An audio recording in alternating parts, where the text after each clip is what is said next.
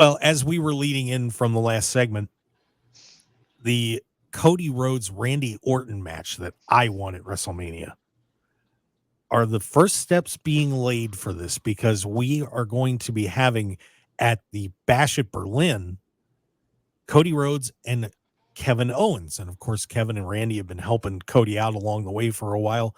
We have occasionally seen Randy's eyes lustfully gaze on the WWE Undisputed Championship.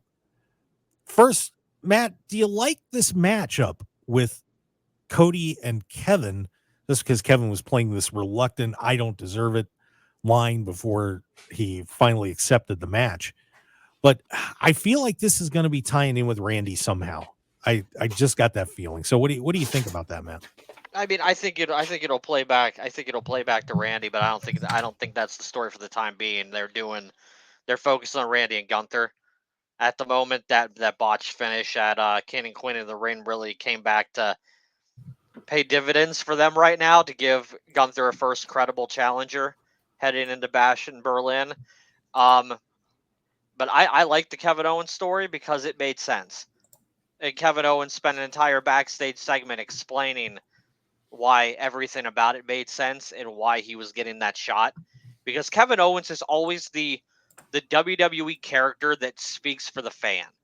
And he calls out the things that don't make sense, and he calls out the tropes. He's like WWE's version of Deadpool, where Kevin Owens can speak through the fourth wall and everybody gets it and everybody understands the joke, and he's real. He's a real character doing real things in a world of, professional wrestling. So I love the Cody Kevin Owens match. I think it's going to be really good. I think one of the reasons Kevin Owens will be revealed to be reluctant that he didn't want to take the shot is Kevin Owens is always that type of guy who would always do whatever it took to become champion. And I think Kevin's afraid of tapping into that darker side of Kevin Owens again against his friend and Cody to try to take that championship away from him. I think that's going to come into play this month. As far as Orton and Cody at WrestleMania, I think that's happening in bad blood, man. I don't think we're waiting until WrestleMania. I think Orton and Cody is happening sooner rather than later. But if they can somehow manage to drag and stretch that out to Mania, that would be nuts. Reuben, what do you think? I just wandered in like a child in the middle of a movie. But I love Kevin Owens. If that's the conversation, I think that WWE's Deadpool is exactly what he is. Every promo is exposition loaded, which I love. And I think that having Cody as champion puts WWE in such a weird spot, because on the one hand, you have this really lovely babyface kumbaya kind of attitude, but on the other hand, where's the clash? Where's the drama? Right? Like who doesn't like Cody? That was what made having the Bloodline in charge so compelling. That was always what made having The Rock at the top or John Cena at the top so compelling, is that not everyone loved them. We need somebody to come in and be like, nah, enough of this. This is garbage. And to kind of rock the boat a little bit. That's what I'm looking forward to. Do we get a heel turn out of Kevin? I mean, I'll tell you what, I don't think he's going to win, but boy, it would be intriguing though, wouldn't it? Sure. It would be.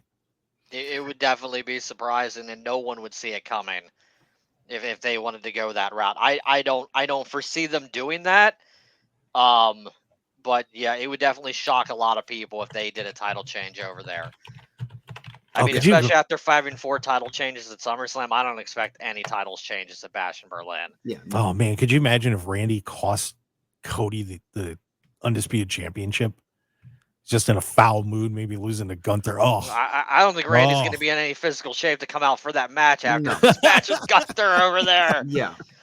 He could be like, I'm good in the ice bath, fam. I don't want to come out and do no run-ins. I think that I honestly, earnestly believe that the next champion after Cody has to be Solo. I earnestly believe that. In order for the storyline to make any sense, it either has to be Roman, The Rock, or Solo. takes it away. Because otherwise, like, how are we paying off the bloodline? How are we paying off Cody?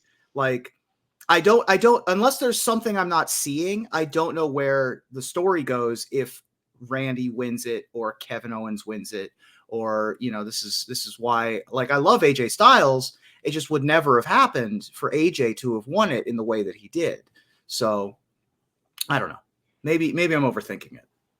Well, that's what we do when we talk pro wrestling. We all tend to overthink it a little bit, and sometimes the easiest solution is the simplest one, or the right one. So we got some comments in the chat box, by the way. Mark Cho is just going at it in there. Says he acknowledges my OTC, the original tribal chief. Of course.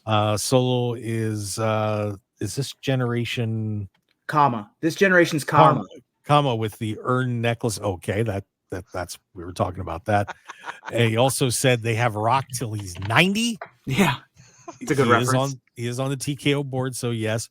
And Gamer Bear says Dwayne is older, but I feel he exudes much jock energy to feel like a credible, in quotes, elder. Interesting. So he feels like he's too much of an active person to be an elder. Yeah. That's what it says. So, Dwayne is older, but I feel like he exudes too much jock energy to feel like a credible elder. So, well, you know who they haven't used yet if they want an elder? Oh, do it. Rikishi. Yeah. Oh, there you go. Yeah, they haven't brought him back. Maybe they haven't brought him back because he won't shut his mouth about the current WWE storylines on his podcast. My God, dude, you're just shooting himself in the foot. You're not doing your sons any favors right now, Keish. Yeah, calm down, man. Yeah, because I mean that would be another guy if he could still go to bring him in with the Usos and I mean it'd be great, but you're right. He's shooting himself. He's biting off his nose to spite his own face. Yeah. So, Rikishi, take it easy, bud. See, podcasts are good, but they can also be a very negative thing for people sometimes. That is especially if you're still in the industry. Yep. 100%. If you're out of the industry, fine, go for it, do whatever you want. But if you're still in the industry and you're still involved and you have family in there and this is like Tina Fey. This is like when Tina Fey went on Bo and Yang's podcast and was like, "You're telling your real opinions as a worker in Hollywood?" I don't think so, honey. Like if you don't want if you're still trying to get any amount of actual work, you can't do that on a podcast. Yeah. Well, podcasters can, because I'm never going to be on the show. Yeah. Exactly. Well, we'll see what happens with Rikishi. Hey there, adventure seeker. Ready to unlock incredible hotel deals? Get a free membership and save up to 50%. Stay grand.